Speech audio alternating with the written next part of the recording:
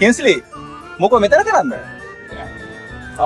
බේනා මම මේ මාළු ටිකක් ගන්න කියලා පාරට ආවානේ.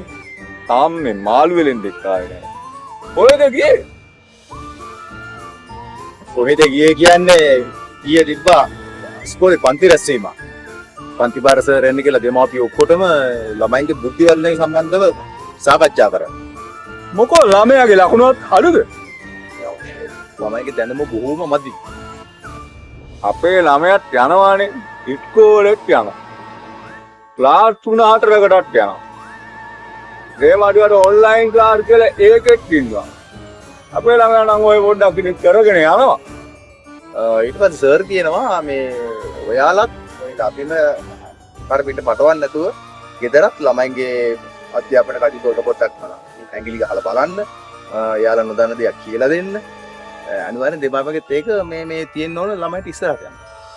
ගුරුවරයා කියන කතාවෙන් ඇත්තක් තියනවා වෙලාවේ. කොට මේ අපි කල්වත් දෙන්න ඕනේ ඉතින් ඕකට. එහෙම තමයි ඉතින් වෙන්නේ ඉතින් ඕවා. ළමයි දන්නේ නැති දේවල් අපිට කියන්න පුළුවන් නම් අපි ඉස්කෝලේ යවන්නේ නැහැ. අපි ගමන ගෙදරදී උගන්වනවා. ඊට අහන ප්‍රශ්න බලන්න. අහවල් රජතුමා කරපු වැව මොකක්ද? අහවල් දෑගෙබේ උස කීයද?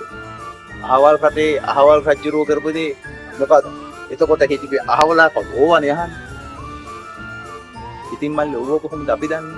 ඒ කාලේ රජවරු වැව කෙරුව කැද්ද. ඒ වැව කරපු හින්දා අපේ ගොඟුගේ දැන් ගොවිතැන් කරලා. ඒ දාගත් ඒ උත්තරමේ හදපු හින්දා අපි වඳිනවා පුදුමා. ඒව හොඳයි. අපිට ඕක හොයන්න කාලයක් තියෙනවද මල්ලි? හිතන්න පොඩ්ඩක්. ඒ මදිවට මේ ඊයේ පෙරේදා ළමයා තාත්තේ ප්‍රවෘත්තියක් හොයන් ඉන්නකො ඉස්කෝලේ ගියලා මට ඇවිල්ලා කිව්වා. මල්ලිට කියන්න මම දවස් දෙක තුනක්ම මුළු ගමේම පත්තර කෙරුවා. කොහිද? ඊට පස්සේ රේඩියෝ එක දාගෙන දවසක් ඉන්නවා. කොහෙද? මම ඊට සර් කිව්වා සර් මේ අපිට හොයාගන්න ලෑස්ති කොහෙන්ද අපි හොයාගන්නේ? අපිට හරි අමාරු කරන්න කාලයක් නැහැ අපිට ජීවත් වෙන්න. මාර අර්බුදයක් එක්ක අපි මේ ෆයිට් එකක් දෙන්න. ගෙදර පොල් පාච්චයක්වත් කපන්න අපිට කාලයක් නැහැ. ඒක සර් කියාපි.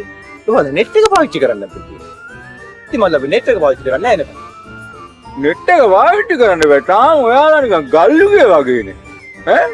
දැන් බලන්න අපේ ගෑණි උයන්නේ කුට්ටියට ගිහිල්ලා නෙට් එක බලාගන්නනේ. ගෙනාවම නියම බහන්නේ. ගෙනාවද? මොකක්ද ගෙනාවේ? ටැබ් එකක්ද? ලැප්ටොප් එකක්ද? ස්මාර්ට් ෆෝන් එකක්ද? ඒව මොනවද? මම ගෙනාවා නෙට් එකක්.